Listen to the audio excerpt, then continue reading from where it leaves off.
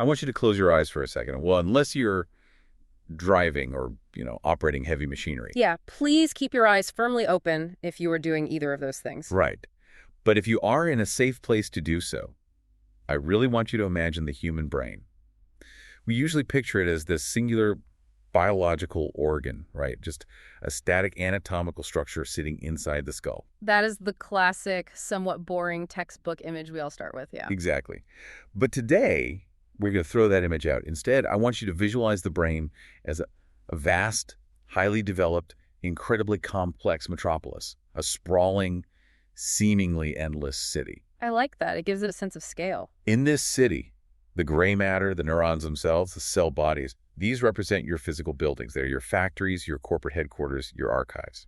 And this is where the actual tangible processing happens. Yes, exactly. Decisions are formulated in the executive suites, memories are archived in the massive libraries, and complex emotions are generated in the chemical plants. It is a vibrant city, constantly buzzing with local activity within those individual buildings. But here's a critical flaw in just looking at the buildings. Right. A city is completely useless if those buildings cannot communicate with each other, right? I mean, Yeah. a factory producing goods means absolutely nothing if there are no roads to transport them. Right. An executive decision in the headquarters is totally meaningless if the memo never actually reaches the local offices. Precisely. So connecting all these distinct buildings is a massive, incredibly intricate, high-speed fiber optic network. We are talking millions upon millions of subterranean cables and elevated wires linking every single borough, every neighborhood, every individual structure. And in our brain metropolis, that dense, life-giving network is the white matter. The cables themselves are the neuronal axons. But the magic, the true enabler of this city's blistering speed, is the myelin, isn't it? It absolutely is. Myelin is the dense, lipid-rich insulation wrapped tightly around those axonal cables. It is what ensures that a signal generated in the prefrontal cortex travels all the way down to the brainstem at lightning speed. And it does that without the signal leaking out or degrading or losing its fidelity along the way. Exactly. It keeps the message intact and fast. Now, here is the fundamental question that brings us here today. And it is a question that completely shifts how we understand neurological and psychiatric illness. What happens when that insulation starts to fray? Well, the city does not simply go dark, at least not at first. Right, because if the cables were severed entirely, you would have an immediate catastrophic blackout like what happens in a stroke. Yes. But when the insulation merely frays, the signals do not necessarily stop. They change. They misfire, they slow down, they crosswire. Yeah. Suddenly, the factory is sending a crucial supply signal to the headquarters, but because the insulation is damaged, the signal leaks. It arrives corrupted, or it arrives a fraction of a second too late. Or it gets spontaneously routed to the wrong building entirely. The physical architecture of the city, the gray matter buildings, has not collapsed at all. But the infrastructure fundamentally changes. And because the infrastructure changes, the way the city behaves, the way it responds to stress, the way it sort of feels, is completely and utterly altered. Which means the very reality of the person living in that brain is altered. Their cognition slows, their emotional regulation falters, their personality may even shift. And this is key, not because the centers controlling those functions are destroyed, but because the connections between them are compromised. Welcome to our deep dive into the neuropsychiatric aspects of demyelinating disorders. Today, we are exploring the concepts laid out in Chapter 2.7 of Kaplan and Sadok's comprehensive textbook of psychiatry. Written by Dr. Joshua J. Rogers. It is a fantastic, dense chapter. It really is. Our mission for this deep dive is to fundamentally shift how you look at these conditions. We're moving far beyond the classical, strictly physical view of demyelinating disorders. Because historically, medical training has focused so heavily on the purely physical afflictions, the muscle weakness, the sudden vision loss, the sensory deficit. And while recognizing those physical deficits is obviously crucial for diagnosis, viewing these disorders solely through the lens of physical neurology is telling only half the story, right? Less than half, actually. The physical symptoms are often just the tip of the clinical iceberg. We want to understand how the fraying of that fiber optic network reshapes cognition, how it reshapes mood, and ultimately how it reshapes human identity. If you are listening to this right now, whether you are a psychiatric trainee preparing for your boards, a seasoned clinician looking to refine your diagnostic eye, or just a highly motivated learner who is reading alongside this chapter, this deep dive is custom tailored for you. We are not going to sit here and simply memorize a bulleted list of symptoms. That is what the textbooks are for. We are going to build a robust, durable mental model of how the brain's connectivity dictates the mind of reality. And crucially, how to apply that mental model in the clinic. To build that model effectively, we need to establish our guiding philosophy for this session right at the outset. It is the anchor for literally everything we are about to discuss. Let me lay that anchor down. Psychiatry is the study of how brain, mind, and experience interact, and how that process can go wrong. I love that definition. When we study white matter and demyelination, we are studying the literal physical manifestation of that interaction. We are looking at the exact biological mechanism where the brain's structural integrity dictates the mind's psychological experience. Let's use that anchor to unpack our core conceptual framework. The text begins by discussing the anatomy of higher brain function. Now, I think a lot of us, maybe as a hangover from basic high school biology or even early medical school, hold on to this slightly outdated, almost phrenological view of the brain. Oh, absolutely. The localization theory. Yeah. We tend to think there is a specific isolated spot for sadness, a distinct spot for mathematical ability, a singular spot for impulse control. We look at those functional MRI scans with the bright, colorful blobs and think, oh, there is the anxiety center. It is an incredibly tempting way to view the brain because it is neat, tidy, and easy to categorize. It makes studying for exams much easier. But the text makes it unequivocally clear that this localization theory is a massive oversimplification. It is. Higher brain functions, the ones we define as neuropsychiatric, such as complex emotional regulation, advanced problem-solving, nuanced social behavior, they are never isolated to a single patch of gray matter. You cannot just point to 1 millimeter of cortex and say, there is the human personality. No, you can't. Instead, these higher functions are the emergent properties of distributed networks. So it's not a soloist playing an instrument, it's the coordination of the entire orchestra. Precisely. The text specifies that these are distributed cortical networks, meaning connections between different areas of the outer layer of the brain that are continuously modulated, refined, and filtered by deeper circuits. By cortical-subcortical circuits, right, reaching down into the deeper brain structures. Yes. And importantly, cerebellar subcortical circuits. The cerebellum, which we used to think just coordinated our physical balance, is now understood to be deeply involved in coordinating the balance of our thoughts and emotions as well. That implies a constant, massive loop of feedback and communication. Every single thought I have, every emotion I regulate, requires millions of signals bouncing back and forth across these different regions in fractions of a millisecond. And all of those circuits, every single one of them, depend entirely on those myelin-insulated axonal connections for their speed and efficiency. Which brings up something truly fascinating and often underappreciated. The sheer physical volume of this infrastructure. It is huge. The cerebral white matter, which consists primarily of these neuronal axons and their supporting glial cells, makes up fully half of the volume of the human brain. Half. That is a staggering proportion when you really think about it. Half of the brain's real estate is just the cabling. We spend so much time studying the gray matter, the neurons, but 50% of the system is just the wires connecting them. And we cannot discuss the wires without discussing their caretakers. In the central nervous system, these caretakers are the oligodendrocytes. Oligodendrocytes. They are a highly specialized type of glial cell, right? Yes. Their primary exhaustive job is to create, wrap, and maintain that myelin sheath around the axons. They are the tireless maintenance workers of our city's fiber optic network. And a single oligodendrocyte can actually extend its processes to wrap the myelin around multiple different axons at once, right? Creating this tightly bound, highly efficient local network. Exactly. Which brings us to the core mechanism we are exploring today, the concept of disconnection. I want to introduce a specific analogy here to really make this concrete for you listening. Think about a garden hose. If you turn on the spigot, the water pressure pushes the water all the way out the nozzle in a strong, fast, directed stream. Right, where the water is the electrical signal and the rubber of the hose is the myelin. Now, what happens if you take a needle and poke dozens of tiny holes all along the length of that hose? Well, the water does not stop flowing entirely. Right, water still comes out the nozzle. But the pressure is fundamentally compromised. The stream is weak, it's sputtering, and it takes longer for the water to travel from the spigot to the end because so much energy is being lost through the leaks along the way. This is exactly what demyelination does to a neural network. It's a disease of compromised pressure and lost efficiency. The signal still gets there, But the speed, the vital processing speed required for complex thought is completely destroyed. That leaky hose analogy perfectly captures the pathophysiology of slowed conduction.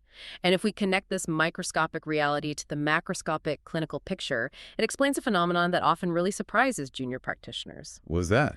Well, when a patient presents with a demyelinating disorder, the standard neurological exam is excellent at picking up the most obvious structural leaks. A profound weakness in a leg, acute vision loss from optic neuritis, a distinct patch of numbness. Sure, we have very clear objective tools for those things.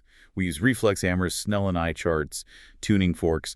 We can map a physical deficit to a specific spinal tract or cranial nerve very cleanly. We can. But the text explicitly notes a critical caveat here.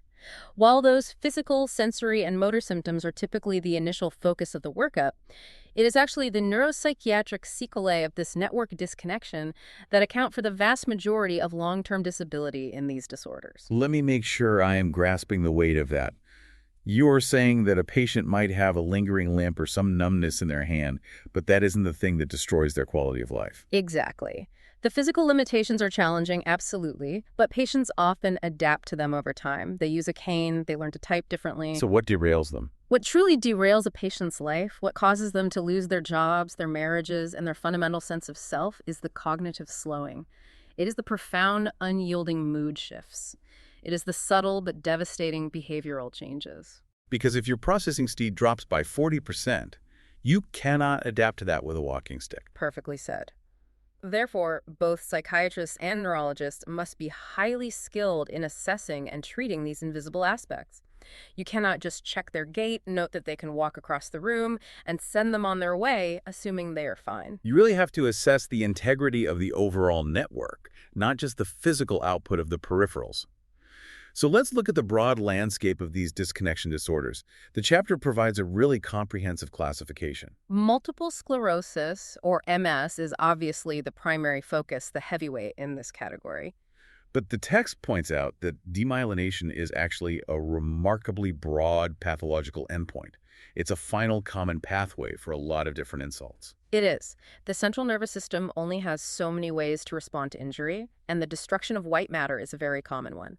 The text categorizes these white matter disorders into several distinct etiological buckets. Let's run through those. First, you have genetic disorders. Yes, such as the leukodystrophies, which often present in childhood and involve intrinsic genetic defects in the formation or maintenance of myelin. Then you have infectious diseases, which is a massive and incredibly relevant category today.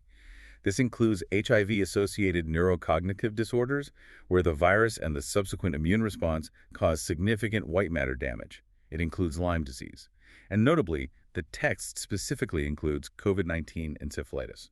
The inclusion of COVID-19 is a vital update for modern clinical practice. We are seeing a huge wave of post-viral neuropsychiatric presentations, brain fog, profound fatigue, mood lability, and white matter microstructural changes are heavily implicated there. It really proves that this topic is not just about chronic autoimmune diseases. It is about acute infectious responses as well. What else is in the buckets? We have inflammatory and autoimmune diseases beyond MS, like systemic lupus erythematosus, Behçet disease, and Sjogren's syndrome, where systemic inflammation breaches the central nervous system. There are toxic leukoencephalopathies, too. Those can result from exposure to certain chemotherapies, whole brain radiation, or even drugs of abuse like inhaled heroin. There are metabolic disorders as well. A classic board exam topic is the demyelination of the dorsal columns in the spinal cord due to a severe cobalamin or vitamin B12 deficiency. And finally, you have vascular diseases, traumatic disorders like diffuse axonal injury from severe concussions, and neoplasms. It is a dizzyingly huge list of causes. It is. But the crucial takeaway for the listener is that whether the trigger is a virus, a genetic defect, a toxin, or an autoimmune attack, they all converge on this one vulnerability. The myelin sheath is damaged, the insulation is frayed, and the network disconnects. And for the remainder of this deep dive, we are going to use multiple sclerosis as our primary lens, just as the text does. That makes sense. MS serves as the perfect archetype for understanding demyelination because it is the most common, the most thoroughly studied, and it presents with the widest array of these neuropsychiatric symptoms. Let's transition into the mechanisms and models then. Let's look at the actual pathology of MS. When we peer through a microscope at the brain of an MS patient, what is actually happening? What is the core mechanism of destruction? Well, multiple sclerosis is the most common non-traumatic neurological disease of young and middle-aged adults. Pathologically, it is characterized by four main processes: inflammation, demyelination, neuronal degeneration, and also, crucially, cortical involvement. Cortical involvement. Yeah. Because historically, we thought MS spared the gray matter completely, right? We thought it was just a white matter disease. We did. But we now know there is significant cortical pathology as the disease progresses. But the driving mechanism behind all of this is an autoimmune attack. The patient's own immune system misidentifies the central nervous system as foreign. Yes. Specifically, it targets those maintenance workers we talked about, the oligodendrocytes and the myelin sheath they generate. So the body's immune system, which is designed to hunt down viruses and bacteria, essentially turns its weapons on its own infrastructure. It's a biological civil war. It is a perfect way to describe it. T cells cross into the central nervous system, they release inflammatory cytokines, they recruit macrophages, and they actively strip the myelin away from the axons.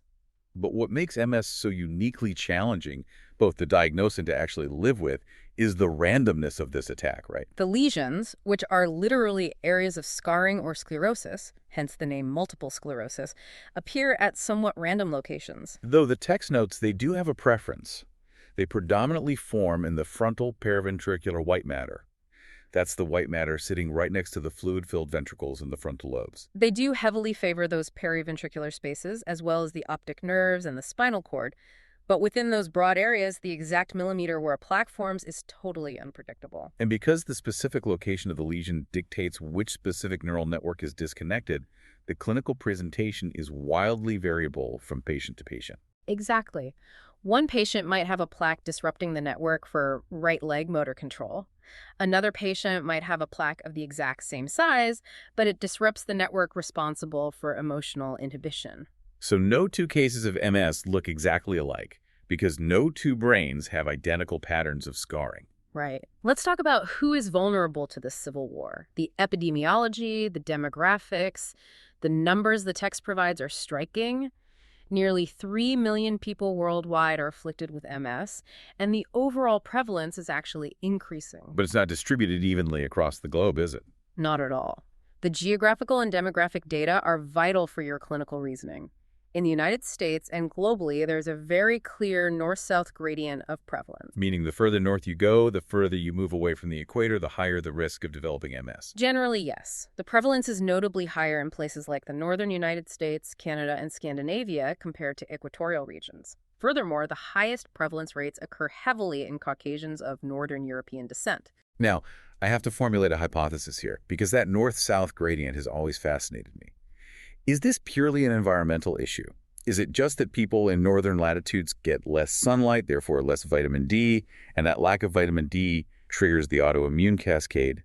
Or is it something else? The vitamin D hypothesis has been extensively researched, and while it likely plays an environmental modulatory role, it is definitely not the sole answer. How do we know that? We know this because the gradient does not hold true for every population living in those latitudes.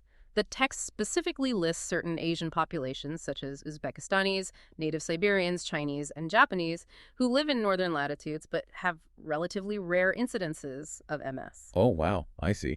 And it is also rare in Native American and African American populations, as well as New Zealand Maoris. Right. So it is not just geography. You cannot just blame the lack of sun in Siberia. It is a deep, intrinsic genetic vulnerability that is heavily concentrated in Northern European ancestry, which then interacts with environmental triggers. It is a complex gene-environment interaction. And in addition to ancestry, there's a very strong female predominance, right? Women are affected roughly 2 to 3 times more often than men. Which is a pattern we see very typically across the spectrum of autoimmune disorders, from lupus to rheumatoid arthritis. And in terms of age, the peak onset is during the prime of life, between 20 and 50 years of age. Though the text notes a dramatic and somewhat concerning increase in the prevalence of pediatric onset MS, which brings its own unique set of developmental neuropsychiatric challenges. Here is where the clinical rubber really meets the road for me. The diagnosis. I want to push back a bit on how we figure this out because the history of diagnosing MS seems incredibly fraught. It definitely is. The text mentions the famous French neurologist Jean-Martin Charcot. He was essentially the godfather of modern neurology, and he established a diagnostic triad for MS back in the 19th century. But the text also explicitly says his original triad is now known not to be specific. So, if we are no longer relying on a 19th century clinical guess, how do we diagnose this today with enough precision to avoid catastrophic false positives? It was a vital evolution in the field because you were absolutely right. Diagnosing MS is incredibly high stakes. A false positive diagnosis means you are committing a patient to a lifetime of heavy immunomodulatory drugs that suppress their immune system and carry significant side effects. Not to mention the immense psychological burden of believing they have an incurable neurodegenerative disease. Exactly. Conversely, a false negative means you miss the critical window to protect their brain before permanent damage occurs. To thread this needle, the medical community evolved the McDonald criteria, which were most recently revised and refined in 2017. The 2017 McDonald criteria. If you're a trainee listening to this is the framework you must burn into your memory. Yeah. What is the absolute cornerstone of these criteria? The fundamental concept is the absolute necessity of proving dissemination in time and dissemination in space. Let's break those down individually because they sound a bit like theoretical physics. What does dissemination in time actually mean in a clinical context? Dissemination in time means you have to prove that the central nervous system is suffering from ongoing, separate temporal attacks. You must demonstrate that the demyelinating events are separated by time. Usually, clinical attacks must be separated by at least 1 month. Why is that time separation so crucial? What is the alternative? Well, if a patient comes in with multiple neurological deficits that all started on exactly the same day and they never have another attack, that might be acute disseminated encephalomyelitis or EDEM, which is a single, isolated post-viral event. It is not the chronic, relapsing, remitting disease process of MS. Right. Dissemination in time proves this is a chronic, unfolding war, not just a single battle. Okay, that makes sense. Ongoing over time. And what about dissemination in space? Dissemination in space means you have to prove that distinct, separate anatomical sites within the central nervous system are involved. You need evidence of lesions in different locations, causing different focal neurological deficits. So a plaque in the spinal cord causing leg numbness, and a separate plaque in the optic nerve causing vision loss. Exactly. Because if all the symptoms map back to one single spot, say, one singular lesion on the brainstem, that could just be a tumor or localized stroke. Dissemination in space proves the autoimmune attack is widespread and multifocal. Now, historically, proving time and space was purely clinical, wasn't it? A neurologist would observe a patient have an attack of blindness.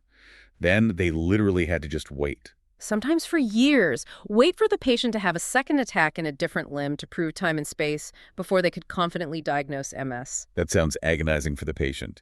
You might have a degenerative brain disease. Go home and wait to see if your leg stops working. It was terrible. But today, magnetic resonance imaging, the MRI, is our greatest diagnostic tool. The 2017 McDonald criteria heavily incorporate radiographic proof, allowing us to diagnose MS much earlier. What exactly are we looking for on the scan? On a T2-weighted MRI, we look for characteristic hyperintensities, bright white spots that indicate areas of high water content, which corresponds to inflammation and demyelination. A classic, highly specific radiographic example is the presence of Dawson fingers. Dawson fingers.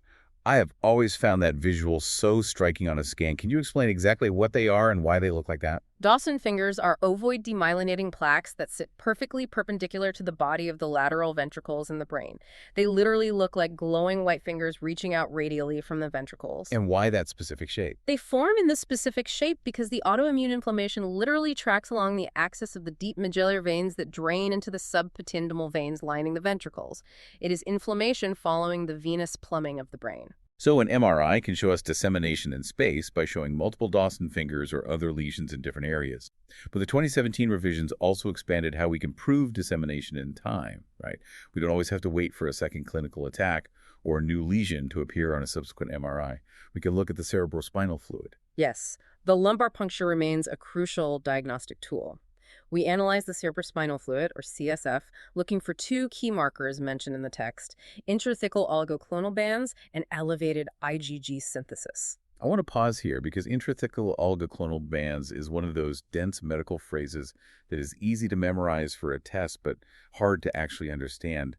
What are we actually looking at? Are these just floating proteins? What is the mechanism? It is a great question. Intrathecal means occurring within the spinal canal, inside the blood-brain barrier. Oligoclonal means a few specific clones. Bands refers to how they appear on a laboratory gel electrophoresis test. Essentially, these bands are specific types of immunoglobulins IgG antibodies. If we find these bands in the CSF, but we do not find them in the patient's blood serum, it tells us something profound. It tells us that the antibodies are being manufactured locally inside the brain and spinal cord rather than being imported from the rest of the body. Exactly. It is the absolute footprint of the immune system.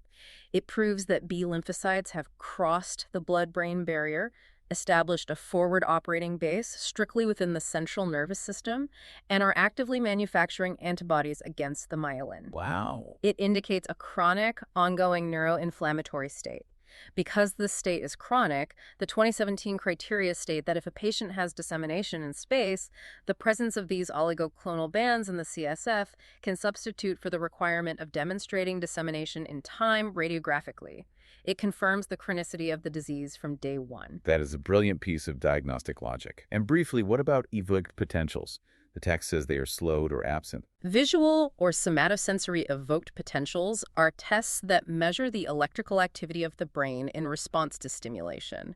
We flash a checkerboard pattern in front of the patient's eyes and measure how long it takes for that visual signal to reach the occipital cortex at the back of the brain. Because myelin is the insulation that makes those signals travel fast, a demyelinated optic nerve will show a distinctly slowed transmission time. Yes. The signal gets there, but it arrives late. It is functional, physiological proof of the structural damage we see on the MRI. Okay, before we move on to how this structural damage actually looks in a patient's daily life, I want to bring up a concept from the text that honestly blew my mind. It fundamentally shatters a core tenet of neurobiology that I was taught. I know exactly what you're going to say. For decades, the absolute dogma in medical school was that the brain was entirely immune privileged. Yes, the dogma was that the central nervous system was a biological fortress.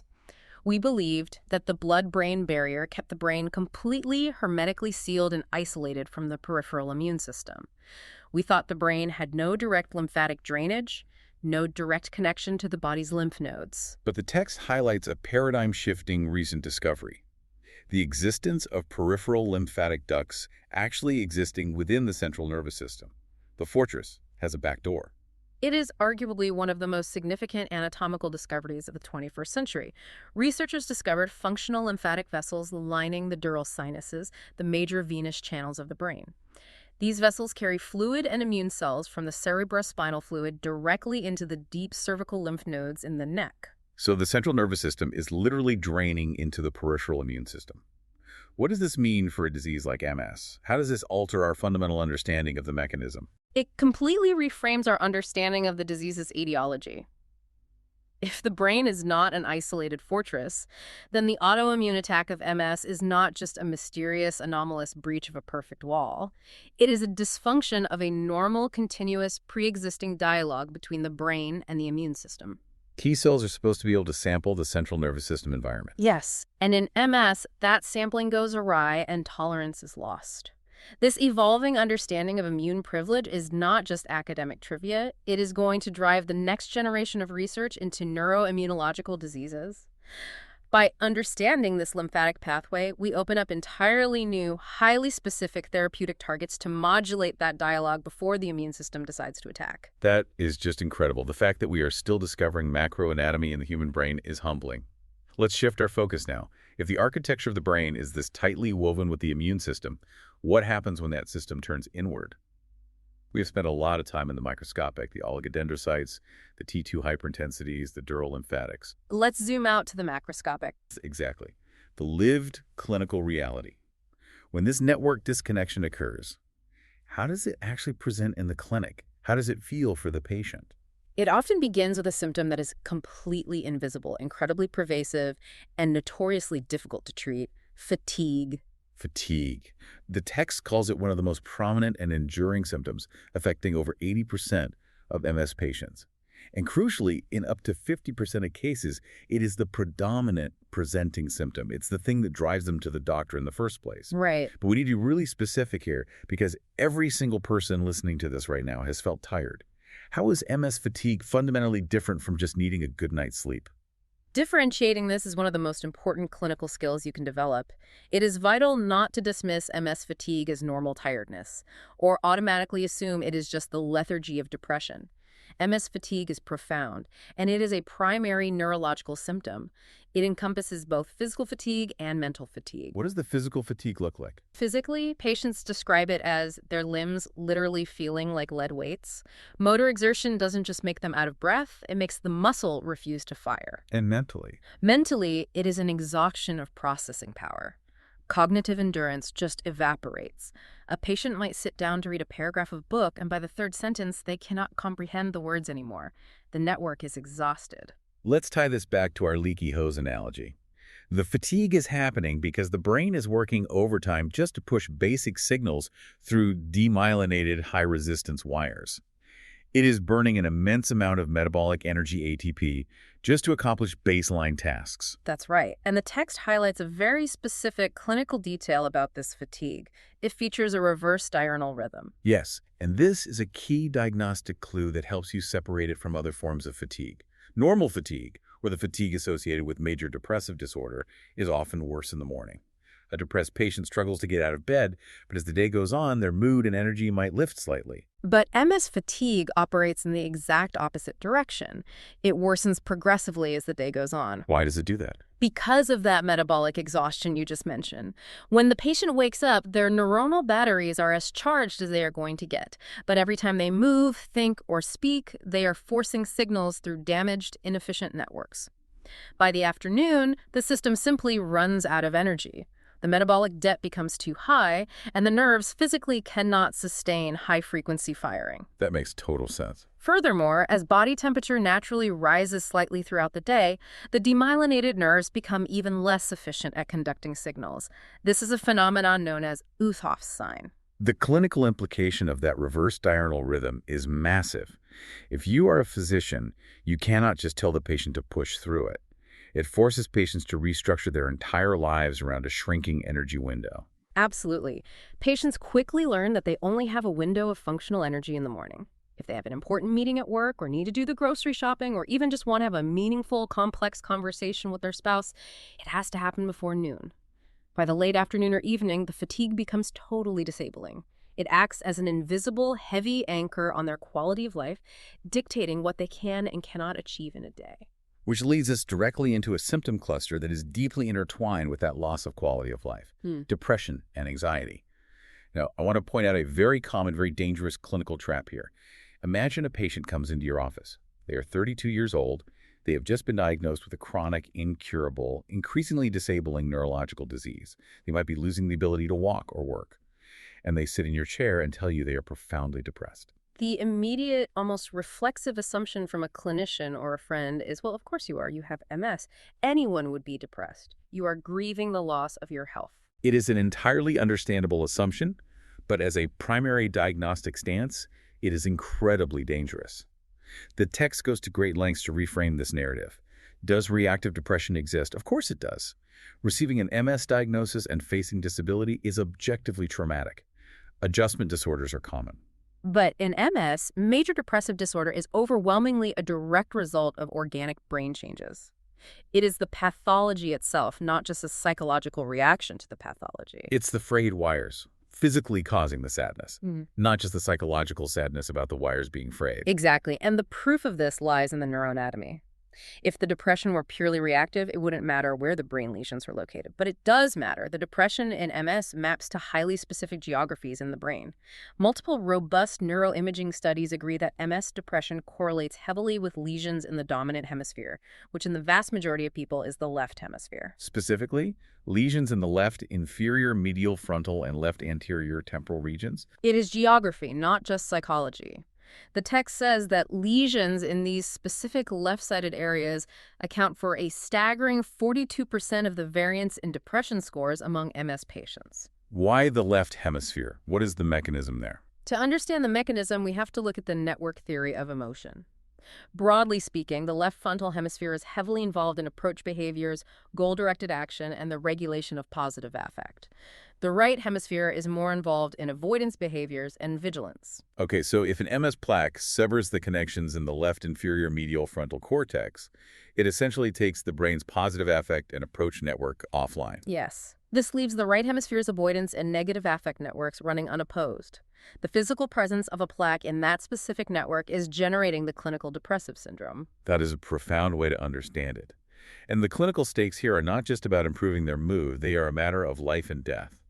The text notes that the point prevalence of major depressive disorder in MS is up to 20%, and the lifetime risk is a massive 50%.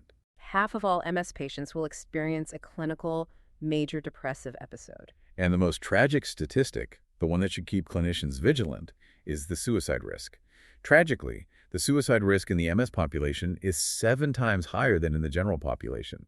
It is a frequent preventable cause of death. This is exactly why clinicians cannot brush off a patient's low mood as understandable given the circumstances.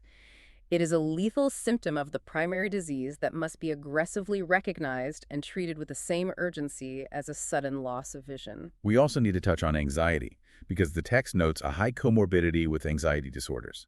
Panic disorder and obsessive-compulsive disorder occur at roughly 3 times the rate of the general population. Though interestingly, there is one anxiety disorder that is actually less common. Yes, social phobia is reported at roughly 8% in the MS population versus 13% in the general population. But clinically significant generalized anxiety is present in about half of the MS patients who also have depression. The two syndromes travel together frequently. This is likely because the prefrontal networks that regulate mood are intimately connected with the limbic networks, like the amygdala, that regulate fear and anxiety. A lesion disrupting one often disrupts the regulation of the other. Okay, let's swing the pendulum to the other side of the mood spectrum. Let's talk about mania, bipolar disorder, and frontal personality changes. The text notes that bipolar disorder is between 2 to 10 times more frequent in MS than in the general population. If left hemisphere lesions cause depression, where do we see the lesions for mania? Just as we saw lateralization with depression, we see it with mania, but mirrored. While depression mapped to the left dominant hemisphere, secondary mania in MS is heavily correlated with right hemisphere lesions, specifically active demyelinating lesions within the right anterior temporal, right orbitofrontal, and right cingulate regions. So if you see an MS patient presenting with a sudden manic episode pressured speech, grandiosity, decreased need for sleep, you should immediately suspect active acute inflammation in those right-sided networks. Yes. Those right-sided frontal networks are crucial for inhibiting inappropriate impulses, grounding us in physical and social reality, and limiting grandiosity. When those networks are disconnected by a plaque, that inhibition is lost, and the patient spirals into a manic state. Now, I want to focus on a very specific term the text defines in this section, because it is uniquely associated with MS and it is very easily misunderstood. The term is euphoria. In everyday language, if I say I am euphoric, it just means I am feeling really happy, maybe I just got a promotion or won a race. But in the clinical context of MS, euphoria means something very specific and actually quite ominous. It is a critical distinction. In the clinical context of MS, euphoria does not refer to a manic high or a surge of genuine happiness. It is formally defined as a persistent state of impaired insight, unconcern, and inappropriate cheerfulness, despite severe and advancing physical disability. So it is not a fluctuating mood state like bipolar disorder. It's a flat line of inappropriate cheer. Exactly. Picture a patient who is now wheelchair-bound, actively losing their vision, incontinent, and completely dependent on caregivers. Yet when you interview them, they are placidly cheerful, smiling constantly, and entirely unconcerned about their profound decline. They might say, "Everything is wonderful, doc," while unable to feed themselves. That is heartbreaking. What is causing that disconnect from reality? It is a sign of advanced severe disease. It indicates a massive frontal lesion load and significant gray matter atrophy. Their frontal lobes, the very structures that generate self-awareness, insight into one's condition, and appropriate emotional resonance, are effectively disconnected from the rest of the brain. The lights are on in the emotion centers, but the executive headquarters that tell them what to be emotional about have been completely cut off. We also need to strictly differentiate this euphoria from another condition mentioned in the text, which sounds similar but is anatomically completely different. Pathologic laughing and crying, or PLC, which is also commonly known as pseudobulbar effect. It is a vital clinical distinction. Euphoria is a persistent, chronic state of unconcern and lack of insight. PLC, on the other hand, is an affect disorder. It is a transient, unpredictable, uncontrollable outburst of physical emotion that absolutely does not match the patient's internal feeling. So, the patient might start sobbing uncontrollably, tears streaming down their face at a mildly funny joke. Or they might start laughing hysterically and uncontrollably during a deeply sad, serious conversation like a funeral. And inside, they're horrified because they know it is inappropriate, but they cannot stop the physical act. Precisely. They have full insight but no motor control over the emotion. And the anatomy causing this is different.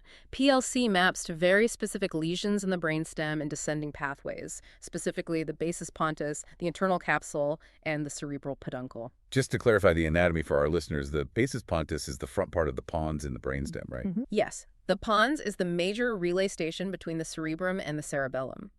What happens in PLC is a loss of upper motor neuron inhibition. Normally, your frontal cortex sends signals down through the internal capsule to the brainstem centers that physically control the acts of laughing and crying, telling them, do not fire right now, this is not a funny situation. When a plaque severs that descending inhibitory pathway, the brainstem centers are released from control and fire randomly.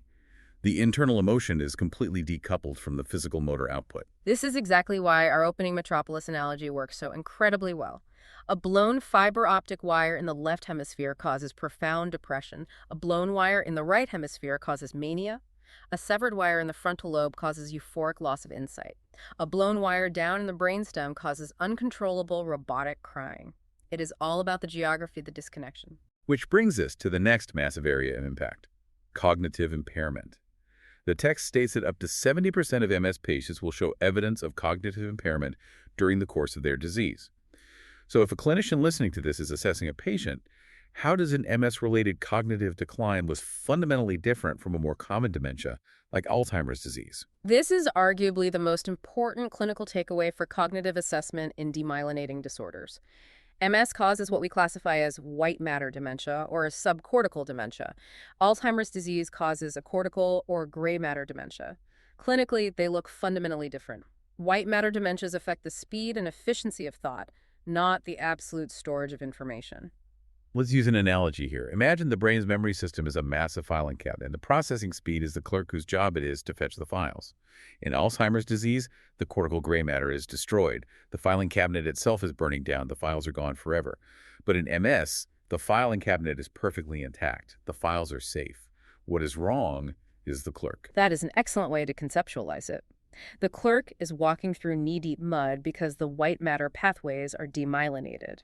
In MS, you see a syndrome characterized by slowed information processing, executive dysfunction, and complex attention deficits.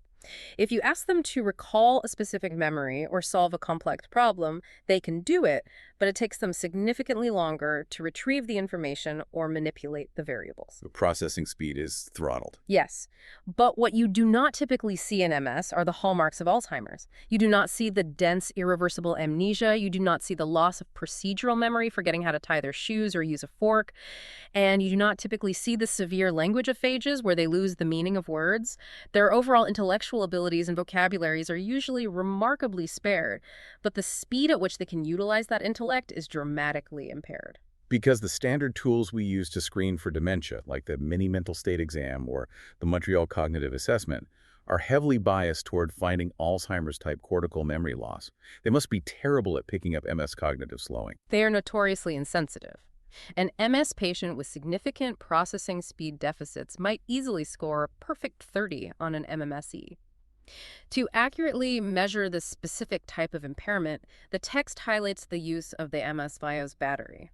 The minimal assessment of cognitive function in MS. Correct. It is a 90-minute validated neuropsychological battery that specifically targets the domains affected by MS processing speed, working memory, executive function, and visual spatial processing.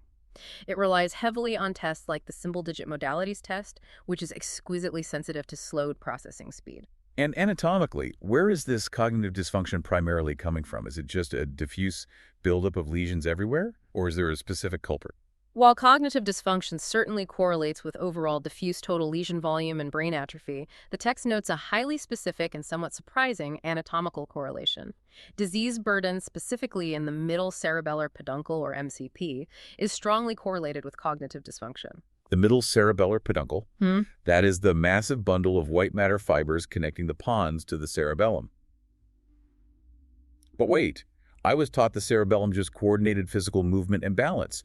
Why would a lesion there cause cognitive slowing? That is another area where our understanding has evolved rapidly. We now recognize the cerebellar cognitive affective syndrome.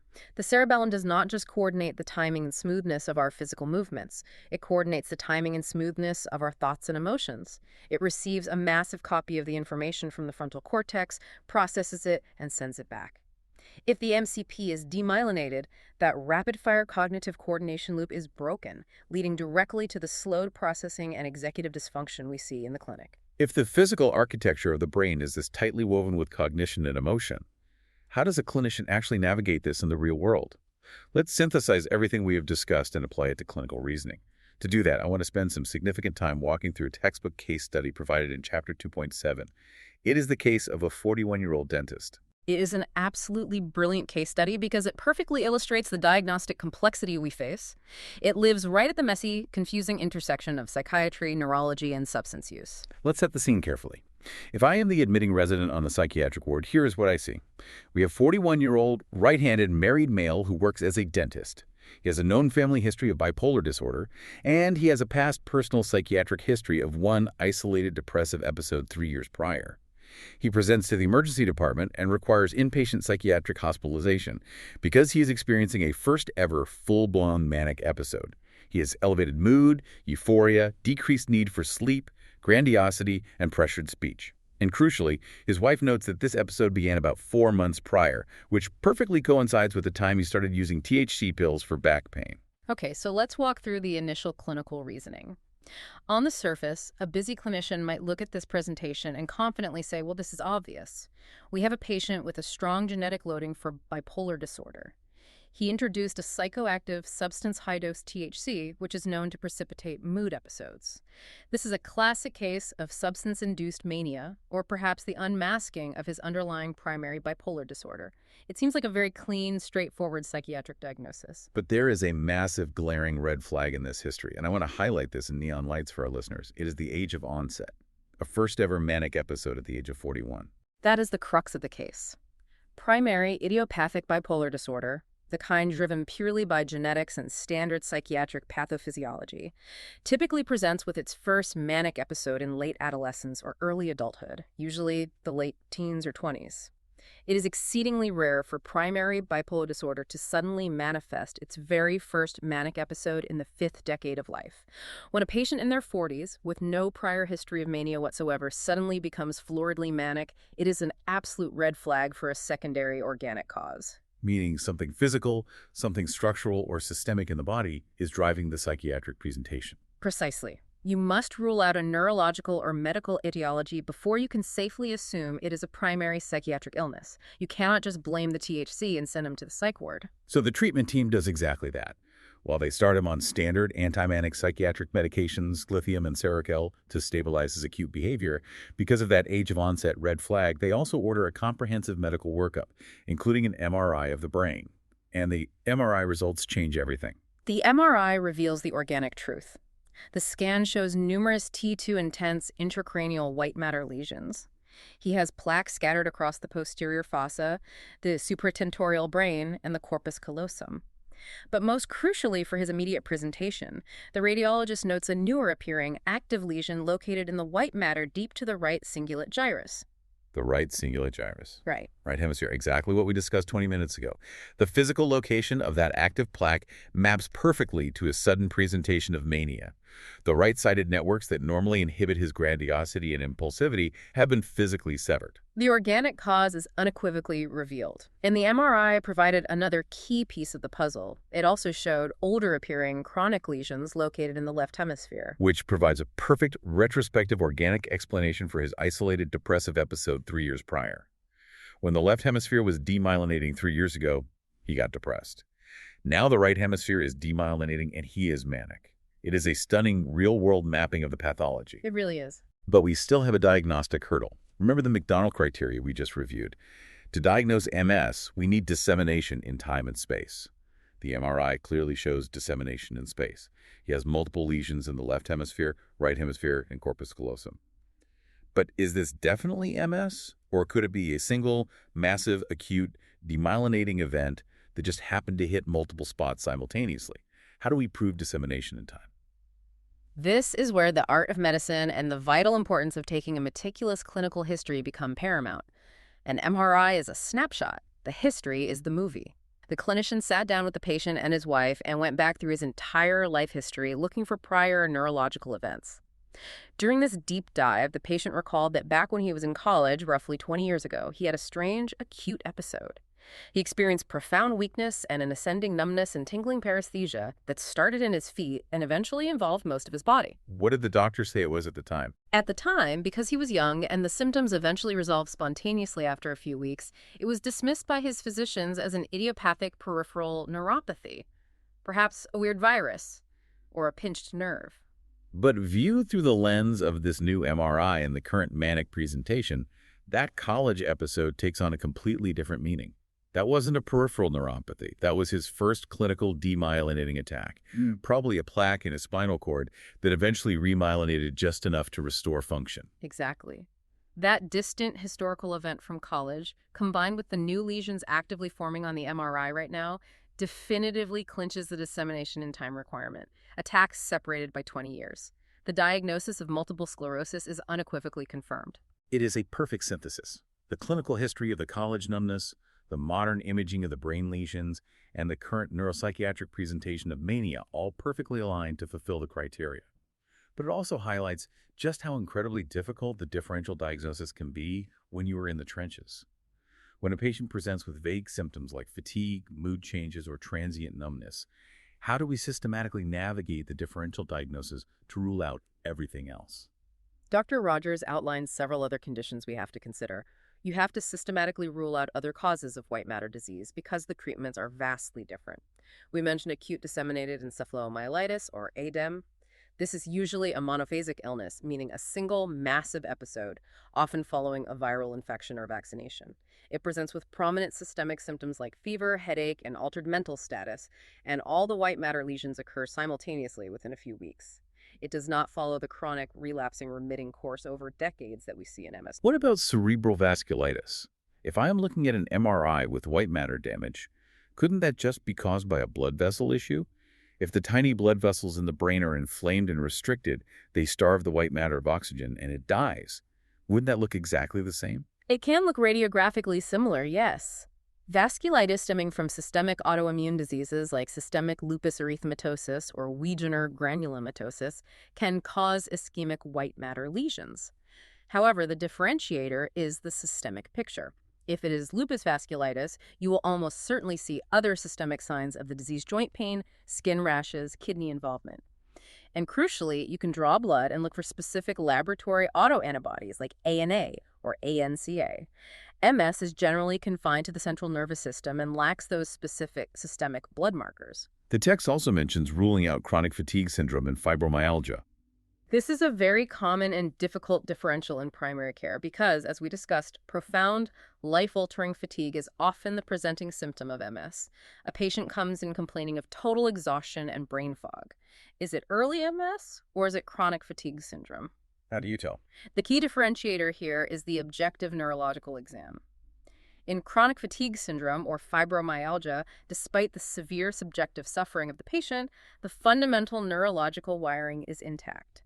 If you do a thorough neurological exam and find absolutely no objective focal neurological deficits, there are no reflex asymmetries, no spasticity, no optic neuritis, no true sensory loss along a dermatome, it points heavily away from MS and toward a functional or central sensitization syndrome. Let's talk about the treatment of these patients, because reading this section of the chapter feels like reading a guide to navigating a minefield.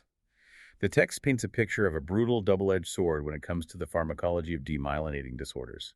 It is arguably the most complex and delicate aspect of managing MS, and it requires intense collaboration between neurology and psychiatry. It is a state of high-stakes, unavoidable polypharmacy. You are trying to use powerful drugs to suppress the underlying autoimmune disease and protect the myelin, while simultaneously trying to manage the devastating neuropsychiatric symptoms.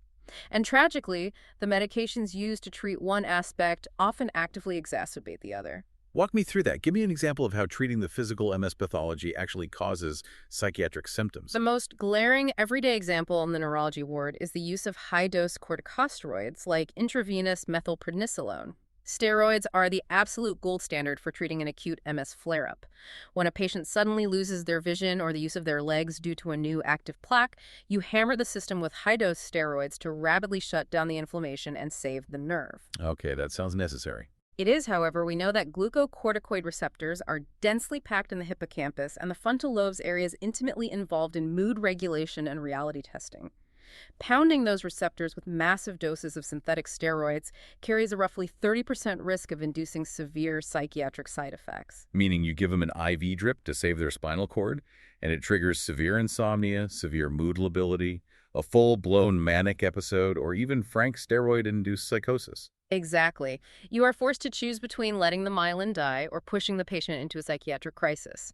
Another example is the use of disease-modifying immunomodulatory drugs, particularly the older therapies like interferon beta.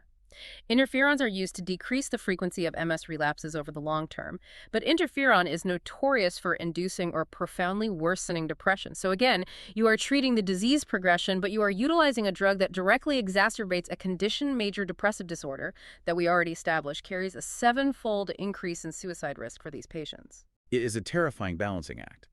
What about the other way around? How does treating the psychiatric symptoms inadvertently worsen the neurological MS symptoms? Let's consider a patient who has both severe MS fatigue and MS-related depression. As a psychiatrist, you might decide to prescribe an activating antidepressant, perhaps an SNRI or a medication like bupropion, to help boost their energy and mood. But if that patient also has concurrent MS-related anxiety or severe physical muscle spasticity from their spinal lesions, that activating agent might severely worsen their anxiety or increase their muscle tone, making their physical pain worse. Or what if we look at psychosis? The text mentions that true psychosis hallucinations, delusions, occurs in about 2 to 3% of MS patients, often associated with heavy lesion loads in the temporal limbic regions. How do we treat that without making the MS worse? That is another incredibly precarious scenario. If an MS patient is psychotic, you need to use an antipsychotic medication. But many older, typical antipsychotics and even some newer ones have high anticholinergic properties. We know from basic pharmacology that anticholinergic drugs block acetylcholine, a neurotransmitter vital for memory and processing speed. The MS patient's processing speed is already severely slowed because of their white matter damage. If you give them a drug with high anticholinergic burden, you will plunge them into a state of profound cognitive impairment or even delirium. You fix the psychosis, but they can no longer hold a conversation. Which is why the text is so specific about treatment baselines. It recommends that for MS depression, the safest and most effective evidence base points to SSRIs combined with rigorous cognitive behavioral therapy. And for treating MS-induced psychosis, you absolutely must use atypical antipsychotics selected specifically for the lowest possible risk of anticholinergic and extrapyramidal, meaning movement-related side effects. It requires an incredibly delicate multidisciplinary balancing act between the psychiatrist and the neurologist. It demands that the clinician look at the whole patient, the whole network, and anticipate the ripple effects of every single intervention. Which really brings us full circle to our primary mission for this deep dive. Let's synthesize the core fundamental takeaways from Chapter 2.7. First and foremost, demyelinating disorders are fundamentally diseases of disconnection. They disrupt the speed and fidelity of signal transmission across distributed neural networks. The city's buildings, the gray matter, are largely intact, especially early in the disease, but the fiber optic cables are frayed. Second, because higher human functions rely on these rapid-fire networks, multiple sclerosis commonly presents with prominent neuropsychiatric symptoms. These symptoms, the profound processing speed decline, the crushing physical and mental fatigue, the left hemisphere depression, the right hemisphere mania, are intrinsic biological components of the disease process. They are not merely secondary psychological adjustment reactions to being sick. They are the direct physical result of lesions in specific brain networks. Third, Because of the location of these lesions is governed by a random, unpredictable autoimmune attack, the clinical presentation is highly variable and fluctuates wildly over time. You might have a patient presenting with fatigue and depression 1 year, and then presenting with cognitive impairment, euphoria, and visual loss 3 years later as new networks are targeted. And finally, because of this immense variability and the complex double-edged sword of pharmacology, accurately interpreting and treating these disorders requires a deep, fundamental understanding of neural connectivity. You can no longer afford to think in terms of isolated symptoms. You have to think in terms of integrated circuits. All right, it is time for our learning reinforcement section. We are going to run through 6 single best answer, or SBA, questions based directly on the mechanisms and clinical reasoning we just explored in the text. If you are a trainee listening or just testing your own retention, I will read the question. I'll think out loud about a few of the potential pitfalls or distractors you might face on an exam, and then our expert will break down the precise rationale for the correct answer. Ready? Here we go. Question 1. Focusing on mechanism. Which of the following is the most accurate characterization of the cognitive impairment typically seen in multiple sclerosis? Now, if I'm taking this exam, my brain immediately jumps to dementia. And the most common dementia I know is Alzheimer's, which is defined by a dense, irreversible loss of memory, storage, and language. But we explicitly separated MS from Alzheimer's. Exactly. You must avoid the distractor that describes cortical amnesia. The correct answer focuses on slowed information processing, executive dysfunction, and complex attention deficits. Remember our analogy, MS is a white matter, subcortical dementia. It affects the speed and efficiency of the clerk retrieving the files, not the absolute storage of the files in the cabinet. Their processing speed drops, but their memories are largely intact. Perfect. Question 2. A clinical reasoning scenario. A patient with known MS presents to the emergency department with a first episode of severe mania, exhibiting pressured speech and grandiosity, based on typical lesion mapping in demyelinating disorders, which anatomical region is most likely currently affected by a new active demyelinating plaque. Okay, we know mood disorders lateralize in MS. I know depression is heavily linked to the dominant, usually left hemisphere, so mania must be the inverse. You are spot on. You should be looking for answers specifying the right hemisphere. Specifically, active lesions within the right anterior temporal, right orbitofrontal, or right cingulate regions. While depression maps to the left, secondary organic mania is strongly correlated with the disconnection of those right hemisphere networks that normally regulate impulse control in social reality testing. Excellent. Question 3. Back to core diagnostic concepts. According to the 2017 McDonald criteria, which 2 absolute core components must be objectively demonstrated to confirm a diagnosis of multiple sclerosis. We talked about how we can't just rely on Charcot's triad anymore because we need to avoid false positives. We need to prove this is a chronic, widespread war, not a single skirmish. The absolute pillars of the diagnosis require objective demonstration of the dissemination of distinct attacks of focal neurological deficits in time and space. Whether you prove that purely clinically by waiting for multiple attacks over years, or you prove it radiographically using MRI findings like Dawson fingers and CSF findings like oligoclonal bands, proving both time and space is mandatory. Question 4. Clinical reasoning regarding a specific syndrome. A patient with long-standing MS is brought in by their family. The patient exhibits a persistent chronic state of impaired insight, total unconcern for their condition, and inappropriate cheerfulness despite severe and actively advancing physical disability. What is this specific syndrome termed, and what underlying anatomical lesion burden does it indicate? Now, the distractor here would be pathologic laughing and crying because both involve inappropriate emotion. But PLC is transient and uncontrollable. This question describes a persistent state of unconcern. Correct. You must differentiate the two. This persistent syndrome is termed euphoria. In the specific context of MS, it does not mean a manic high. It is an ominous clinical sign indicating advanced end-stage disease with a massive frontal lobe lesion load, leading to significant gray matter atrophy and a profound, permanent disconnection of the networks responsible for self-awareness and insight. Question 5. Concepts regarding treatment complications. Which highly common gold standard pharmacological treatment for acute MS flare-ups carries a roughly 30% risk of inducing severe psychiatric side effects, including mania, insomnia, or frank psychosis. We talked about the double-edged sword. We need something that shuts down acute inflammation fast, but receptors in the brain make it risky. The correct answer is high-dose corticosteroids, such as intravenous methylprednisolone. While they are highly effective and necessary for rapidly reducing acute axonal inflammation and saving nerve tissue, their psychiatric side effect profile, driven by glucocorticoid receptor binding in the limbic system and frontal lobes, is highly significant and must be closely anticipated, especially in patients with any prior history of mood instability. And our final question, question 6. Mechanism of mood disorders. A patient with MS develops severe treatment-resistant major depressive disorder. Which specific anatomical lesion location accounts for the largest variance in depression scores according to multiple neuroimaging regression analyses? Again, lateralization is key here. It's not just a diffuse reaction to being sick, it's geographically specific. You are looking for the dominant hemisphere, which is usually the left, specifically left inferior medial frontal and left anterior temporal lesions. Disruption of these specific networks, which normally regulate approach behaviors and positive effect, accounts for over 40% of the statistical variance in MS-related depression, definitively highlighting its primary organic etiology. That is fantastic.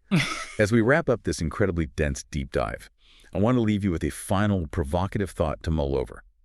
Early in our discussion, we talked about the relatively recent discovery of peripheral lymphatic ducts physically existing within the central nervous system. That single anatomical discovery completely shattered the long-held absolute dogma of the brain's immune privilege. It literally rewrote the basic anatomy textbooks that you and I studied. It proves that the science of the brain is never truly settled. Exactly. So as a clinician, a psychiatric trainee, or neuroscience researcher, you have to look at that and ask yourself, what other absolute anatomical boundaries or sacred medical dogmas that you memorized in medical school are actually illusions? If the brain is not physically isolated from the body's immune system, how will redefining that boundary change our entire understanding of the mind-body connection in the next decade? Could systemic immune inflammation be the root cause of primary psychiatric illnesses like schizophrenia or primary depression? What else is waiting to be discovered about the physical, fibrous infrastructure of the human mind? Keep that curiosity alive as you look at your next patient. Here are the details of this episode. Neuropsychiatric aspects of multiple sclerosis and other demyelinating disorders. Byline: when insulation fails, how disrupted signaling reshapes cognition, mood, and identity.